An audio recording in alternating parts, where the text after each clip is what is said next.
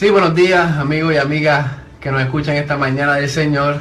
Este es su programa Sola Escritura, la voz de la Reforma Protestante de la región. Quien les habla es el pastor Brasny López, de la Iglesia 1 Reformada en Arroyo, y les invito a que en esta media hora nos acompañe a estudiar la única regla de fe y de conducta, la inerrante e infalible Palabra de Dios. En esta mañana tenemos un tema muy interesante y es la separación de iglesia y Estado.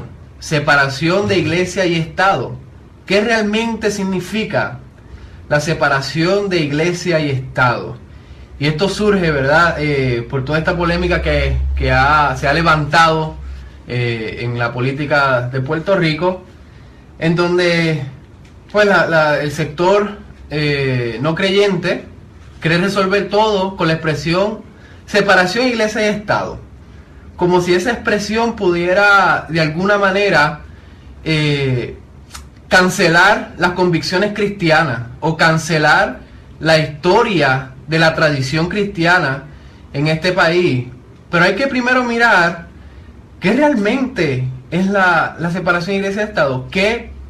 ¿Cuál era el propósito de la separación de iglesia y Estado? Y en esta mañana vamos a tocar este tema, y como siempre, obviamente partiendo primeramente de la palabra de Dios, que es lo que las escrituras nos dicen acerca de la iglesia y acerca del magistrado civil.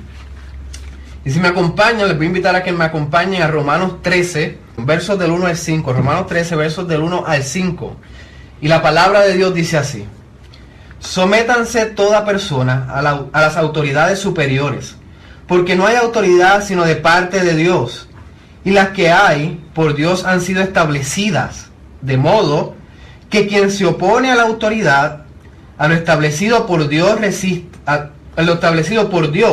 resiste, y los que resisten acarrean condenación para sí mismos, porque los magistrados no están para infundir temor al que hace el bien, sino al malo. ¿Quieres pues no temer la autoridad? Haz lo bueno y tendrás alabanza de ella, porque es servidor de Dios para tu bien. Pero si haces lo malo, teme, porque no en vano lleva la espada, pues es servidor de Dios, vengador para castigar al que hace lo malo, por lo cual es necesario estarle sujetos, no solamente por razón del castigo, sino también por causa de la conciencia. ¿Qué vemos en estos versos, en el libro de Romanos? ¿Qué Pablo nos quiere informar acerca de la iglesia y del Estado? Primero, tenemos que entender que tanto la iglesia como el Estado fueron establecidos por Dios. ¿Ok? Escuchen bien, la iglesia y el Estado fueron establecidos por Dios. O sea que Dios, quien es dueño de toda autoridad, delega autoridad al Estado. Aquel que merece y es dueño de toda la autoridad, delega autoridad al Estado. O sea, establece en los gobiernos con el propósito de que ellos lleven el orden civil en el país. Lleven el orden civil en el país. Él delega autoridad al gobierno. O sea que partiendo de esta premisa, se caen muchas cosas donde dicen, no, Dios no tiene nada que ver con el gobierno, Dios no tiene nada que ver con el Estado. Tiene que ver porque Él mismo lo estableció, Él mismo lo puso. Él pone y quita reyes. Él mismo puso el gobierno, no solamente lo puso, sino para servirle a Él. Ahora, tenemos que entender que no todo gobierno se maneja de una manera moral. Y mayormente, obviamente, llega a un punto en donde, si comenzó más o menos moral, va a llegar al punto en que se va a corromper. Pero eso no quita que Dios lo haya establecido. Obviamente, conocemos la razón por la que se corrompe, que es por la depravación del hombre, el amor al poder y el amor al reconocimiento. Pero es establecido por Dios con el propósito de servirle a Dios. Claro, y eso, ¿verdad? De acuerdo a lo que la Escritura muy bien establece. Y es lo que nosotros siempre decimos, ¿verdad? La sola Escritura. Es contradictorio el pensar que el gobierno no debe someterse a la ley moral de Dios. Para nosotros los creyentes, nuestra forma de medir al gobierno es la palabra de Dios, porque así lo ha establecido. Amén. Porque si yo escojo un gobierno que va en contra de la ley de Dios, de la moral que Dios ha establecido, pues yo estoy castigándome a mí mismo, porque ese gobierno me va a gobernar a mí. O sea, yo no puedo pensar de que no me va a afectar. Yo no puedo pensar de que no, como yo soy creyente, yo no tengo que, yo voy a escoger aunque sea ateo, aunque sea pro aborto, aunque sea pro lo que sea, pues no importa, eso para mí no importa, porque el gobierno es una cosa y yo como creyente soy otra. No, la Escritura no establece eso. Si nosotros cogemos un gobierno que no va de acuerdo a la ley que Dios ha establecido, nos va a afectar, nos va, en vez de castigar al malhechor, como dice la Escritura, va a castigar al que hace el bien, al que hace lo bueno. Amén. Ahora, vamos a la respuesta de la pregunta y luego vamos a desarrollar esto un poco más. ¿Qué es la separación de iglesia y Estado? Primero tenemos que entender que la separación de iglesia y Estado no significa separación de Estado y Dios. ¿Ok? No significa separación de Estado y Dios. ¿Por qué? Como había dicho al principio, Dios es autoridad sobre el Estado. Dios delegó la autoridad al Estado, pero Dios continúa siendo dueño de todas las cosas. Él continúa siendo rey de todas las cosas y Él continúa demandando que el gobierno le sirva a Él. Le sirva a Él. Ahora, pero ¿de dónde surge esta polémica de separación de iglesia y Estado? Al principio de la colonización de los Estados Unidos hubo una inmigración, ¿verdad?, de parte de los puritanos que venían de Europa, y estos llegaron buscando una libertad religiosa. ¿Por qué cruzaron, como decimos nosotros, el charco para buscar una libertad religiosa? Y es que en aquellos tiempos, voy a dar una historia breve, en el 1553, cuando María comenzó a reinar, mejor conocida como María la Sanguinaria. ¿Por qué la Sanguinaria? Porque ella, cuando llegó al trono en Inglaterra, ella quiso restablecer el catolicismo romano como religión oficial de la nación y comenzó a perseguir a los protestantes. Y aquí que se conoce, muchos de estos reformados de Inglaterra fueron a la hoguera, muertos por su fe, y es porque María perseguía a la iglesia protestante porque quería restablecer la religión católica romana en aquel tiempo, en 1553. Luego que ella muere, en 1558, viene Elizabeth I, Elizabeth a reinar en Inglaterra, y ella ¿qué hace? Quita como religión oficial, como iglesia oficial de la nación, al católico romano, y restablece el protestantismo, pero esta vez favoreciendo los anglicanos, que es la iglesia oficial de Inglaterra, los anglicanos. ¿Y qué ocurre? ¿Cuál es el problema? Que muchos de los reformadores decían, ¿cómo vamos a tener libertad de religión cuando se nos impone qué hacer y cómo practicar nuestras creencias? Porque en este tiempo Elizabeth pues restableció el protestantismo, pero imponía inclusive dentro de la iglesia qué vestimenta iba a usar el ministro, cómo se iba a desarrollar la iglesia, inclusive hizo una persecución con otros sectores protestantes. O sea que no había una libertad de religión, no había una libertad donde el ministro, donde la iglesia decidiera sus asuntos. ¿Y qué ocurre? Estos puritanos, buscando una libertad de religión, cruzaron al Nuevo Mundo, a América, donde había una libertad de religión. ¿Ok? ¿Y qué ocurre? Ahí no solamente vinieron protestantes, también vinieron católicos, vinieron de todas denominaciones buscando una libertad de religión en las tierras americanas. Y por esta razón es que se crea la primera enmienda. Déjenme decirle, en la separación de iglesia y Estado no se encuentra en la Constitución de los Estados Unidos. Esta es la primera enmienda, ¿ok? Son unas enmiendas que aseguran la libertad civil. Y en esta enmienda, y voy a citar el récord de la reunión en cuanto a esta enmienda. Hay un lugar donde tú encuentras los récords de estas reuniones, se llama Congressional Records. Ahí va a encontrar los récords de lo que hablaron y lo que se dice. En esta que voy a leer viene de junio a septiembre 25 de 1789 y se hace bien claro el intento de la primera enmienda. La primera parte de la primera enmienda precisamente habla de la separación de iglesia y Estado. Y dice, en la reunión ellos dicen: no queremos en América lo que teníamos en la Gran Bretaña. No queremos una denominación corriendo la nación. No todos seremos católicos o anglicanos o cualquier otra denominación. Queremos los principios de Dios, pero no queremos una denominación corriendo la nación. Eso era el deseo de ellos. Ellos decían: aquí no todos tenemos que ser anglicanos, no todos tenemos que ser católicos, no todos tenemos que ser presbiterianos o bautistas. Aquí nosotros queremos una libertad de religión en donde el Estado no imponga o el Estado no tenga una denominación oficial de la nación. Porque ellos dicen: hemos sufrido esto antes y no lo queremos para América. Ahora, ¿qué dice la primera enmienda? La primera parte de la primera enmienda dice: la primera enmienda de la Constitución de los Estados Unidos protege los derechos a la libertad de religión y a la libertad de expresión respecto de la interferencia del gobierno. Dos cláusulas de la primera enmienda garantizan la libertad de religión.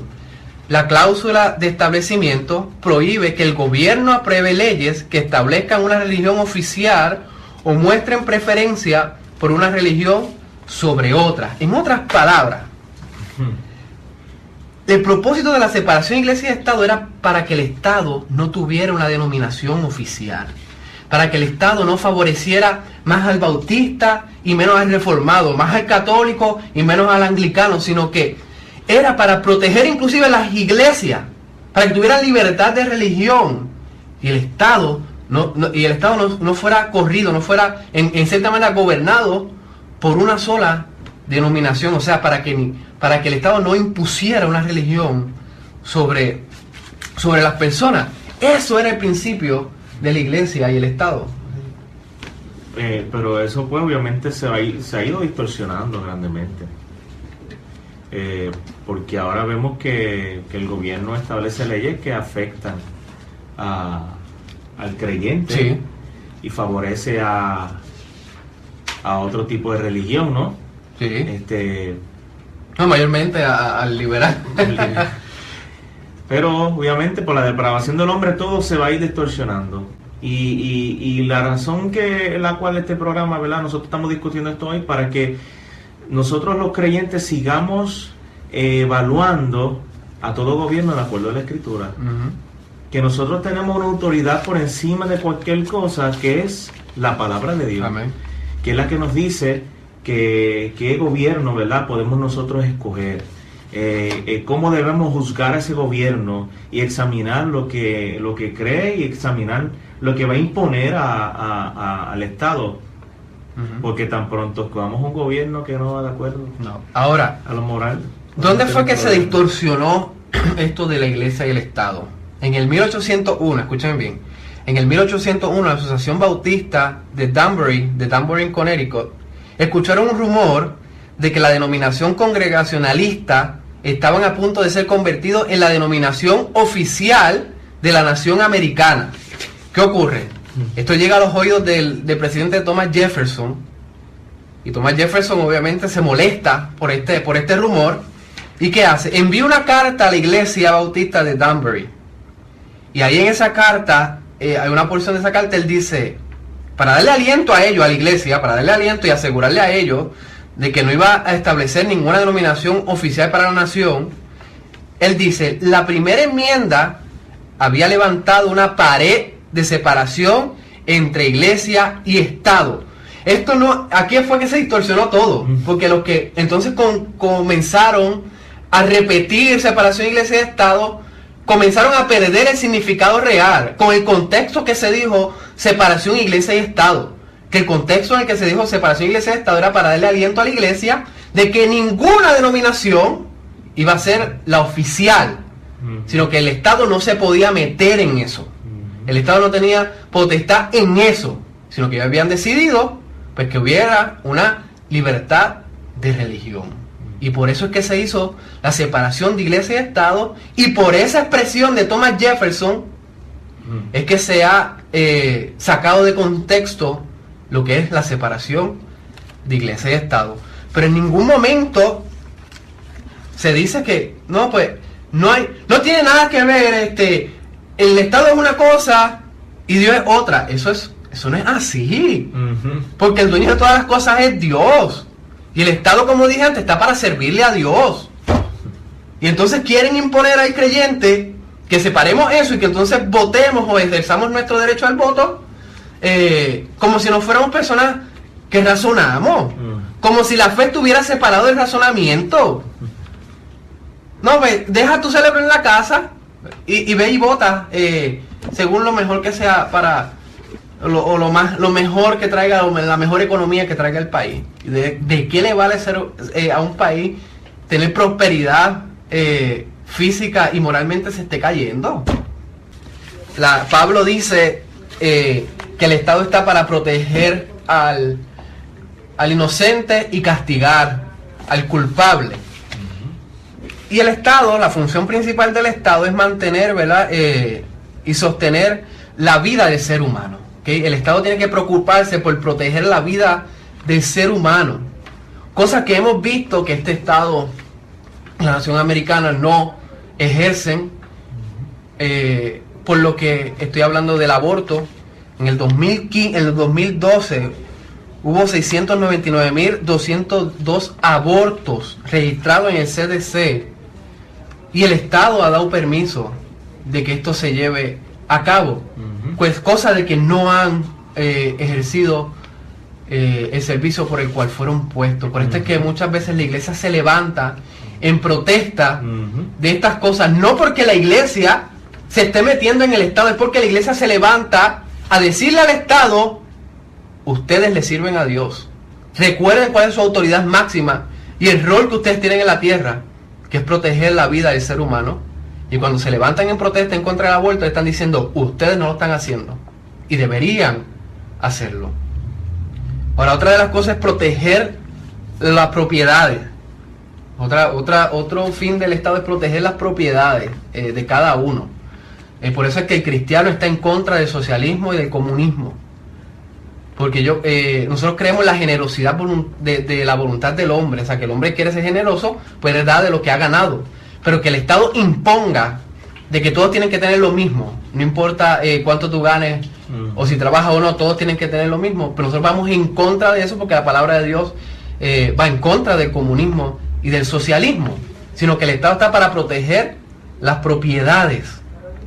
No para confiscar ni distribuir lo que no le pertenece al Estado. ¿Ok? Y no estoy hablando de los impuestos, porque inclusive en Romanos 13 Pablo dice que debemos de pagar impuestos y dar honor a quien honor se merece. Y la otra cosa es cuidar del reino de Dios. Aquí el Estado no puede perjudicar a la iglesia. Aquí el Estado no puede perseguir a la iglesia, cosa que ha pasado. Pero más bien tiene que proteger la libertad de religión. Y tiene que cuidar de esa libertad de religión, porque al fin y al cabo, para eso fueron puestos. Por Dios. Dos instituciones puestas por Dios. El Estado y la iglesia. Ahora, el Estado se le dio la espada, que es ejercer fuerza para que las masas sigan las leyes. Pero a la iglesia se le dio las llaves del reino de Dios. Nosotros tampoco vamos a exigir de que el Estado comience a distribuir la cena del Señor, el bautismo, o comience a predicar la palabra de Dios. No, eso es parte de la iglesia. Nosotros no tenemos la espada para forzar a la gente a creer en cristianismo. Nosotros tenemos la palabra de Dios que se predica para que Dios cambie corazones.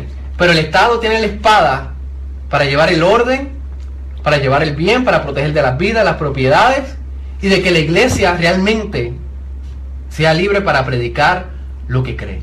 Hay países, por ejemplo, en el país de Canadá, que no se puede hablar del pecado de la homosexualidad, porque automáticamente el que cite un texto bíblico donde hable precisamente de ese pecado, automáticamente vas a estar preso 2 años. Ahí podemos ver cómo el magistrado civil se ha metido y le ha quitado la libertad religiosa. ¿Y qué está haciendo? Como muy bien nosotros ya hemos leído en el pasaje de Romanos capítulo 13, donde se supone que el magistrado civil sea para proteger el que hace lo bueno y castigar al malhechor.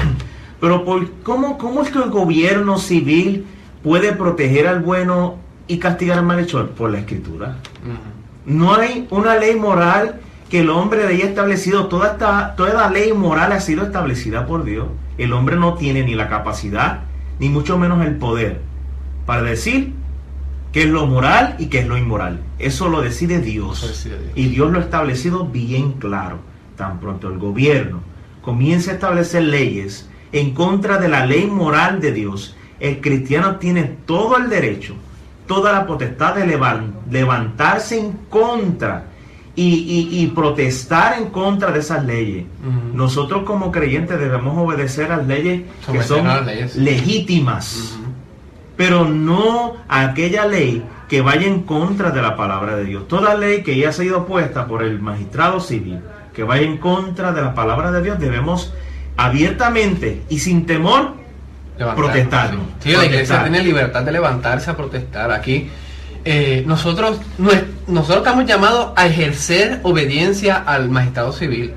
Debemos obedecerlo, debemos seguir las leyes, debemos de pagar nuestros impuestos honestamente. Aunque el gobierno sea aunque el gobierno sea corrupto, ese es nuestro llamado de ser obediente. Nosotros, exacto, sea un gobierno que vaya en contra de la ley de Dios, pero debemos pagar nuestros impuestos. Claro, debemos ser obedientes porque eso Dios lo ha establecido. Exacto. Y tenemos que seguir las leyes. Ahora, una vez esas leyes vayan en contra de los principios bíblicos, la iglesia debe obedecer primero a su rey antes que al magistrado civil. Por esto es que se levantó la iglesia cuando se vio amenazada con lo de la familia. Quería distorsionar lo que era la familia y la iglesia se levantó. ¿Por qué? Porque va en contra de los principios bíblicos. ¿Por qué la iglesia se levanta y una guerra constante en contra del aborto? Porque no protege la vida del ser humano y por eso la iglesia se levanta y va en contra. Y así sucesivamente nos vamos a levantar cada vez que el gobierno vaya en contra de los principios bíblicos. Porque la obediencia primera del cristiano se debe a Dios y no al gobierno. ¿Me entienden? Y no estoy diciendo que no sigamos el gobierno, estoy diciendo que seamos lo más fieles al gobierno, lo más leales, lo más obedientes al gobierno. Pero una vez se levanta en contra de los principios bíblicos, entonces la iglesia se levanta en contra de esa ley que ha puesto el magistrado civil. Porque aquí la obediencia va primeramente a Dios. Ahora hemos dejado claro lo que es la separación de iglesia y Estado.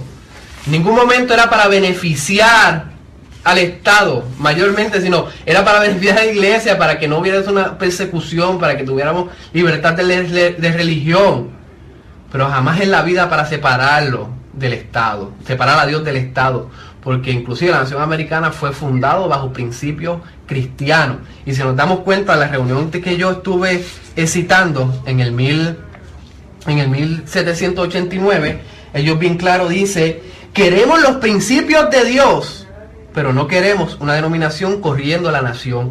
Ellos querían los principios de Dios, obviamente personas cristianas, querían los principios de Dios, pero no querían el abuso, no querían la persecución, no querían que se le impusieran lo que ellos practicaban, pero ellos querían los principios de Dios. Por lo tanto, la nación americana fue fundada bajo principios cristianos. ¿Ok?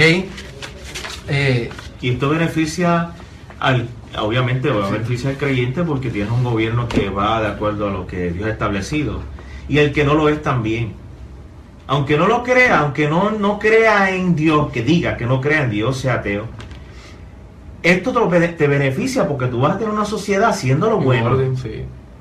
Ahora, cuando el Estado comienza a escuchar a una sociedad corrompida y establecer leyes y imponer leyes a la iglesia, por ejemplo, quieren imponer que el matrimonio del mismo sexo sea aprobado.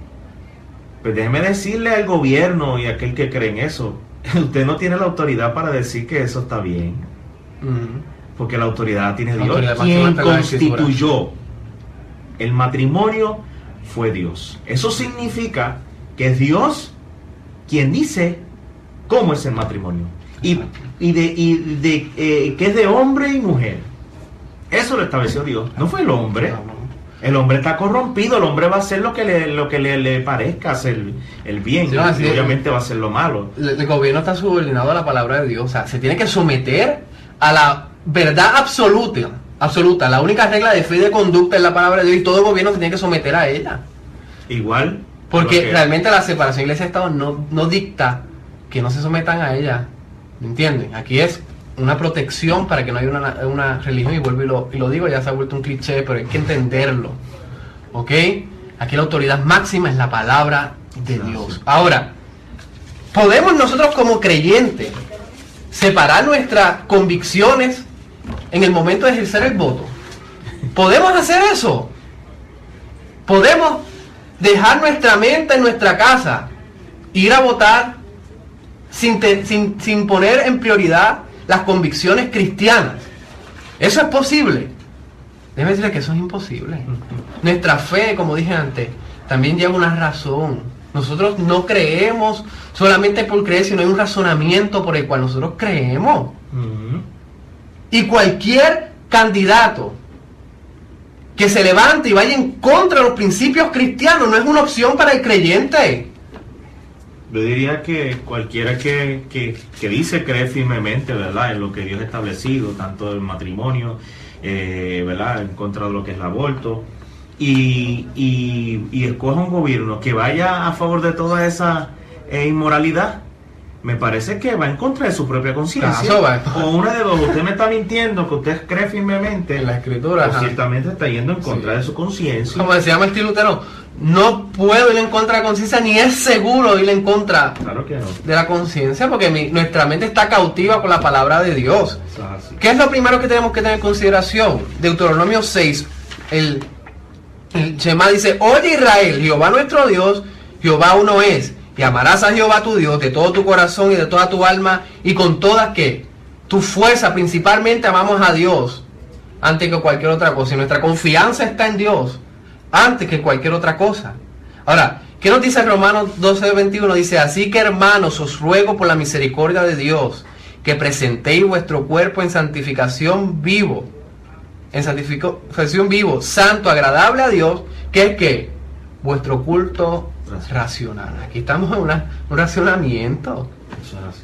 Aquí sabemos por qué creemos lo que creemos. Y si usted no lo sabe, coja su Biblia y póngase a estudiar. Ahora, el último es texto que tengo, Filipenses 3:18 al 20, dice: como les he dicho a menudo, y ahora lo repito hasta con lágrimas, muchos se comportan como enemigos de la cruz de Cristo. Su destino es la destrucción, adoran al Dios de sus propios deseos y se enorgullecen de lo que es vergüenza.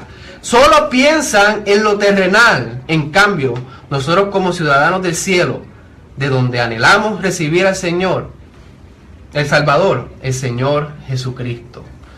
Nosotros como cristianos, nosotros nosotros anhelamos una teocracia. No va a ocurrir durante este tiempo, no va a ocurrir.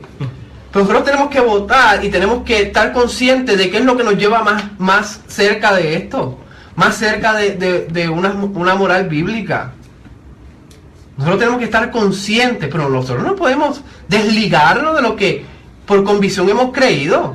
No podemos desligarnos de aquel que nos salvó, de ninguna manera. Ahora nos quedamos cortos de programa, ya es tiempo. Pero lo invito a la Iglesia Una Reformada, OPC, a las 10:30 de la mañana, acompáñanos allí. Para más información llama al 787-547-4720. Y le doy gracias a Madeline Bow, que siempre está en los controles, al anciano Jonathan en la llana, mi hijo que siempre nos acompaña. Nos veremos el próximo domingo a las 8 de la mañana, con el favor de Dios, por esta emisora 1540. Dios los bendiga.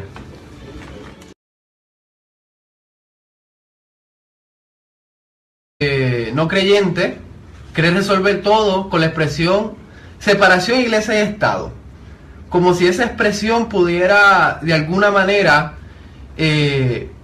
cancelar las convicciones cristianas o cancelar la historia de la tradición cristiana en este país. Pero hay que primero mirar qué realmente es la separación iglesia-estado, cuál era el propósito de la separación de iglesia y Estado. Y en esta mañana vamos a tocar este tema, y como siempre, obviamente partiendo primeramente de la palabra de Dios, que es lo que las escrituras nos dicen acerca de la iglesia y acerca del magistrado civil. Y si me acompañan, les voy a invitar a que me acompañen a Romanos 13, versos del 1 al 5. Romanos 13, versos del 1 al 5. Sí, buenos días, amigos y amigas que nos escuchan esta mañana del Señor. Este es su programa Sola Escritura, la voz de la Reforma Protestante de la región. Quien les habla es el pastor Brandny López, de la Iglesia 1 Reformada en Arroyo, y les invito a que en esta media hora nos acompañe a estudiar la única regla de fe y de conducta, la inerrante e infalible palabra de Dios. En esta mañana tenemos un tema muy interesante y es la separación de iglesia y Estado. Separación de iglesia y Estado. ¿Qué realmente significa la separación de iglesia y Estado? Y esto surge, ¿verdad?, por toda esta polémica que se ha levantado en la política de Puerto Rico, en donde pues el sector estarle sujetos, no solamente por razón del castigo, sino también por causa de la conciencia. ¿Qué vemos en estos versos, en el libro de Romanos? ¿Qué Pablo nos quiere informar acerca de la iglesia y del Estado? Primero tenemos que entender que tanto la iglesia como el Estado fueron establecidos por Dios. ¿Ok? Escuchen bien, la iglesia y el Estado fueron establecidos por Dios. O sea que Dios, quien es dueño de toda autoridad, delega autoridad al Estado. Aquel que merece y es dueño de toda la autoridad, delega autoridad al Estado. O sea, establece en los gobiernos con el propósito de que ellos lleven el orden civil en el país. Lleven el orden civil en el país. Él delega autoridad al gobierno. O sea que partiendo de esta premisa, se caen muchas cosas donde dicen, no, Dios no tiene nada que ver con el gobierno, Dios no tiene nada que ver con el Estado. Tiene que ver porque Él mismo lo estableció, Él mismo lo puso. Él pone y quita reyes. Él mismo puso el gobierno, no solamente lo puso, sino para servirle a Él. Ahora, tenemos que entender que no todo gobierno se maneja de una manera moral. Y mayormente, obviamente, llega a un punto en donde, si comenzó más o menos moral, va a llegar al punto en que se va a corromper. Pero eso no quita que Dios lo haya establecido. Obviamente, conocemos la razón por la que se corrompe, que es por la depravación del hombre, el amor al poder y el amor al reconocimiento. Y la palabra de Dios dice así: sométanse toda persona a las autoridades superiores, porque no hay autoridad sino de parte de Dios, y las que hay por Dios han sido establecidas, de modo que quien se opone a la autoridad, a lo establecido por Dios